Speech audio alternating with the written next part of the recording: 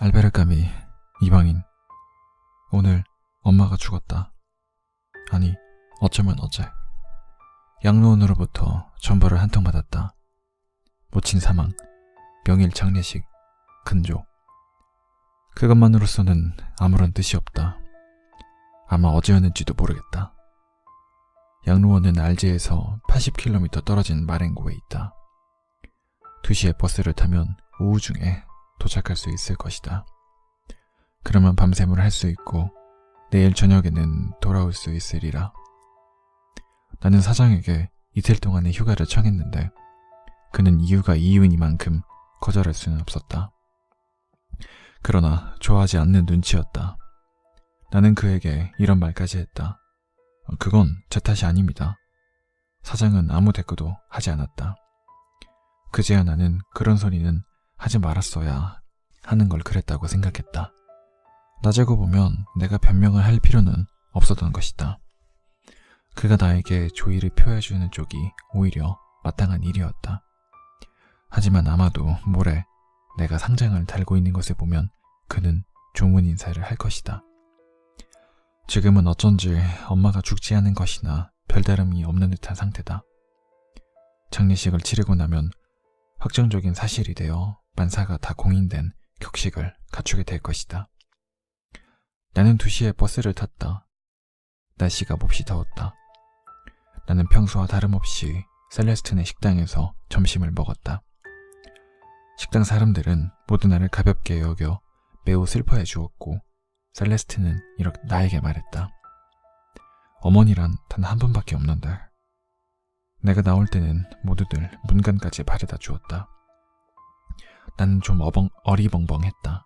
왜냐하면 에마뉴엘의 집에 들려 검은 넥타이와 상장을 빌리지 않으면 안 되었기 때문이다. 에마뉴엘은 몇 달 전에 그의 아저씨를 잃어던 것이다. 버스를 놓치지 않으려고 나는 뛰어갔다. 그처럼 서둘러대며 다른 박지를 친 데다가 버스에서 흔들리고 또 가솔린 냄새, 길과 하늘에 반사되는 햇빛, 그런 모든 것 때문에 나는 졸음에 빠져버렸다.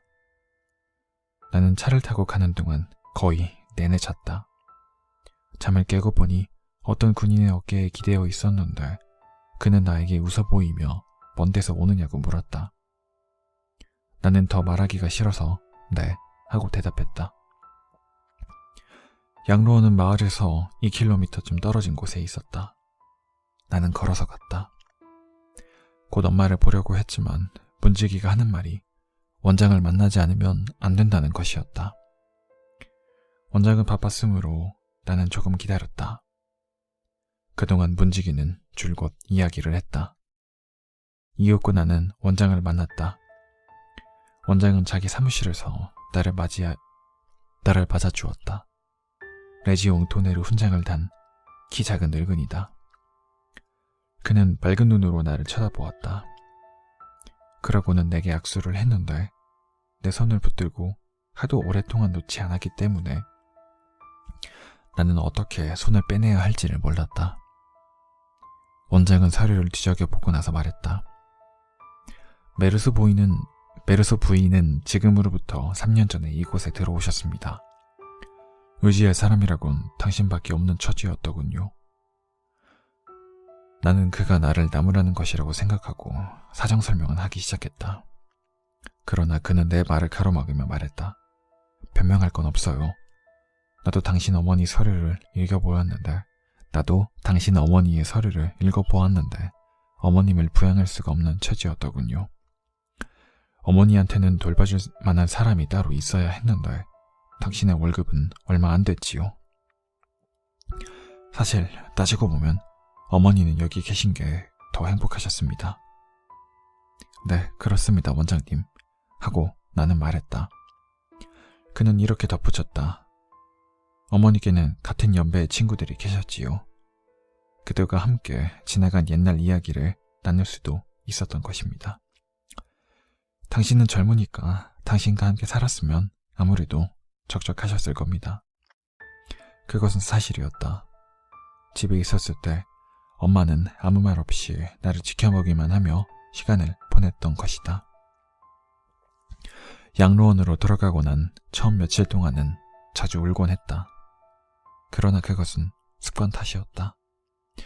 몇 달 후에는 양로원에서 데리고 나오겠다고 했더라도 역시 습관 때문에 울었을 것이다. 마지막 해에 내가 거의 양로원을 가지 않은 데는 그러한 이유도 약간 있었다. 게다가 그러자면 또 일요일에 빼앗겨야 하기 때문이었다. 버스 정류장까지 가서 표를 사가지고 2시간 동안이나 차를 타야 하는 수고는 그만두고라도 말이다. 원장은 다시 이야기를 계속했다.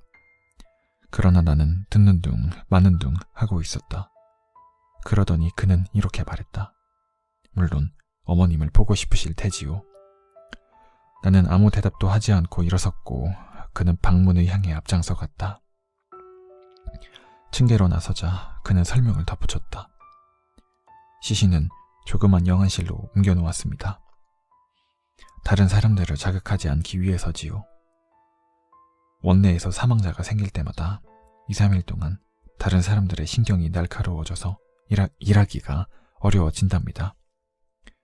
우리는 안뜰을 지나갔는데 거기에는 노인들이 많이 보였고 2~3씩 모여서 이야기를 나누고 있었다.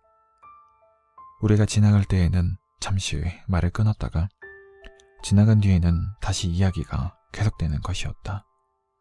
마치 앵무새들이 나직하게 제잘거리는 소리와도 같았다. 어떤 조그만 건물의 문 앞에 이르자 원장은 나를 두고 가려고 했다. 그럼 나는 가보겠습니다, 메르소 선생.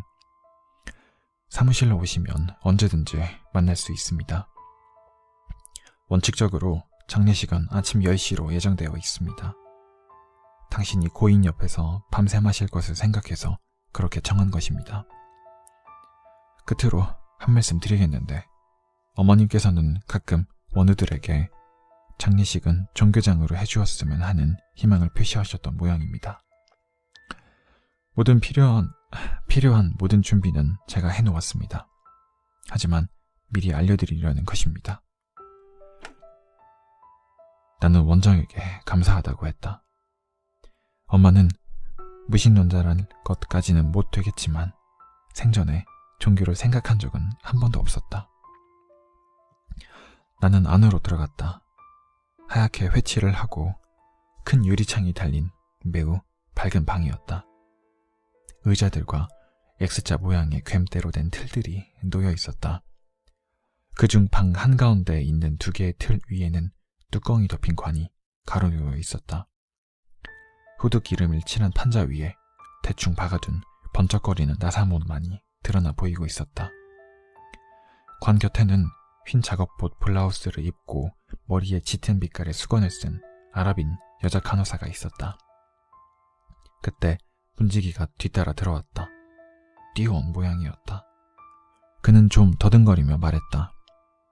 입관을 했습니다만 보실 수 있도록 나사못을 뽑아드려야죠. 그러면서 관으로 가까이 가려기에 나는 그를 제지했다. 그가 내게 말했다. 안 보시렵니까? 내가 말했다. 네. 그는 말을 뚝 끊었고 나는 그런 소리는 하지 말았어야 하는 건데 그랬구나 싶어서 난처해졌다. 조금 후 그는 나를 쳐다보며 물었다. 왜요?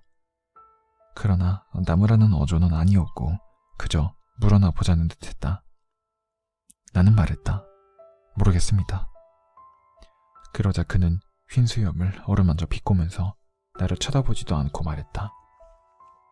하긴 그러실 겁니다. 푸르고 맑은 그의 눈은 아름다웠으며 얼굴빛은 조금 붉었다. 그는 나에게 의자를 권하고 자기도 내 뒤에 조금 떨어져서 앉았다. 간호사가 일어서서 문으로 걸어갔다. 그때 문지기가 나에게 말했다. 종기가 나서 저렇답니다. 나는 무슨 말인지 알아차리지 못하겠기에 간호사를 쳐다보았다. 그 여자는 눈밑을 붕대로 감고 있었는데 머리까지 한 바퀴 빙 둘러 감겨 있었다. 코도 피해서 붕대가 편편해져 있었다. 그녀의 얼굴에는 흰 붕대밖에 보이지 않았다.